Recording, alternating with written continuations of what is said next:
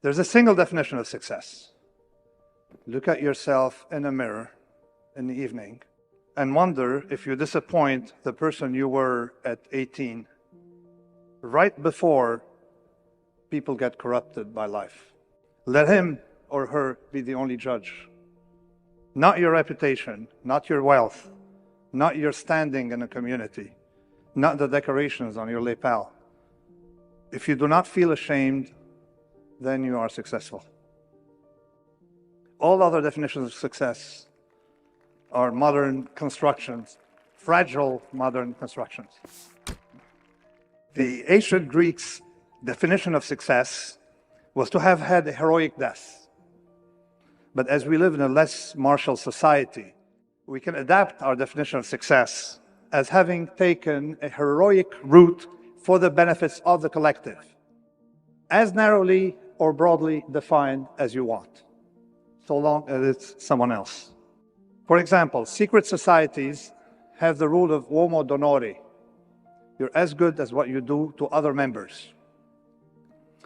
So virtue is inseparable from courage.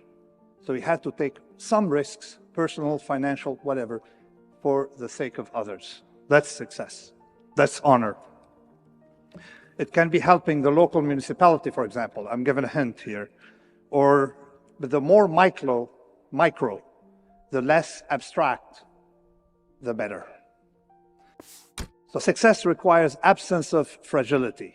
I've seen billionaires terrified of journalists, wealthy people who felt crushed because their brother-in-law got very rich, academics with Nobel who were scared of comments on the web.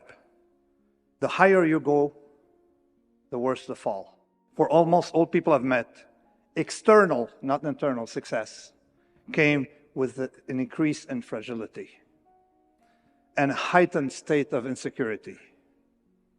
The worst are those former something types with 4-page CV who, after leaving office and addicted to the attention of servile bureaucrats, find themselves discarded. It's as if you went home one evening to discover that someone suddenly emptied your house of all its furniture. Self-respect, on the other hand, is robust. That's the approach of the Stoic school.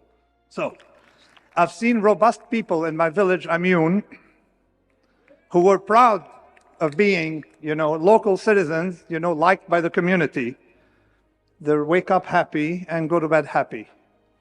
Or Russian mathematicians who, during the difficult post-Soviet period, were proud of making $200 a month and did work that was appreciated by 20 people and considered that showing one's decorations or accepting awards, that was a sign of weakness and a lack of confidence in one's own contribution. And believe it or not, some wealthy people are robust, but you just don't hear about them because they're not socialized. They live next door and they drink baladi, not Veuve Clicquot. Do not read newspapers. Do not follow the news in any way or form. To be convinced, go to the library and try to read last year's newspaper. Okay, and that will convince you. Second thing, if something is nonsense, you say it and you say it out loud. You'll be harmed a little bit, but it'll be anti-fragile. In the long run, people who need to trust you will trust you. When I was still an obscure author, I walked out of the studio, Bloomberg Radio, because the interviewers they were saying nonsense. So I just walked out. People told me, you'll never have any coverage by Bloomberg ever again. I said, okay. 2 years later, they had a cover story on me. Okay.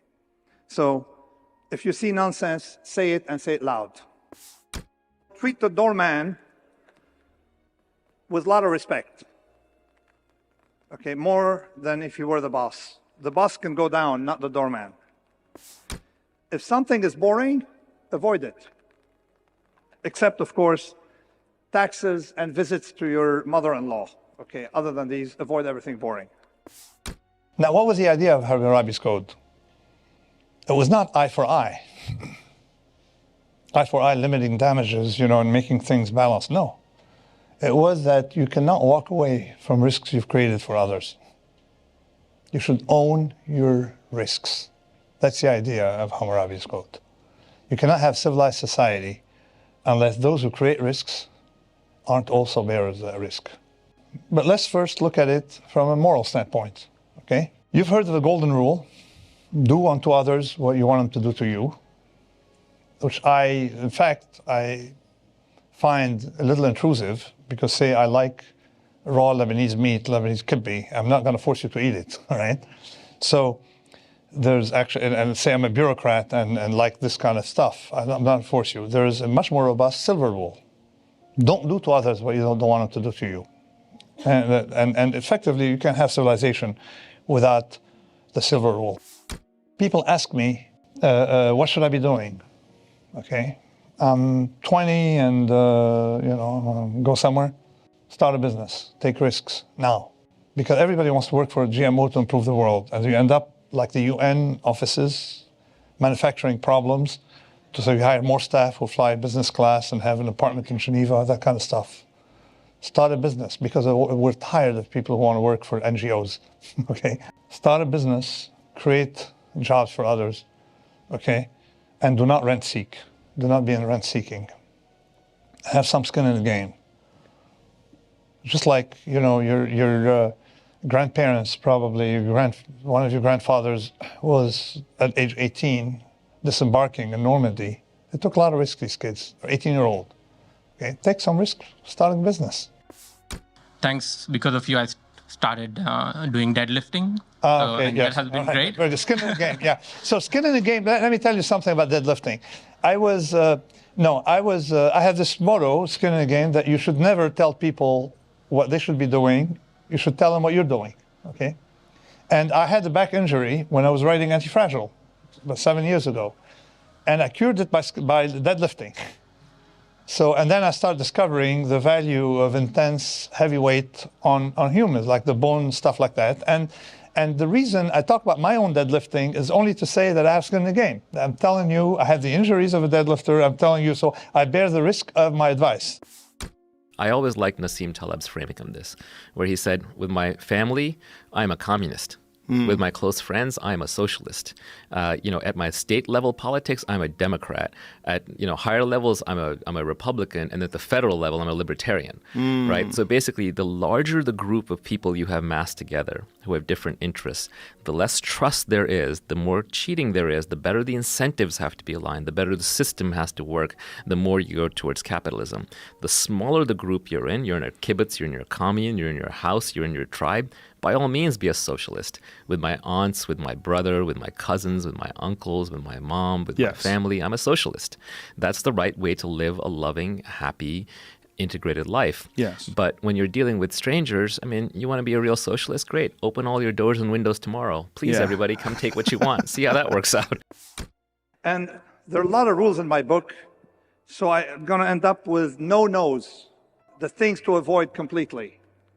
Muscles without strength, friendship without trust, opinion without risk, change without aesthetics, age without values, food without nourishment, power without fairness, facts without rigor, degrees without erudition, militarism without fortitude, progress without civilization, complication without depth, fluency without content, and most of all, religion without tolerance. Thank you.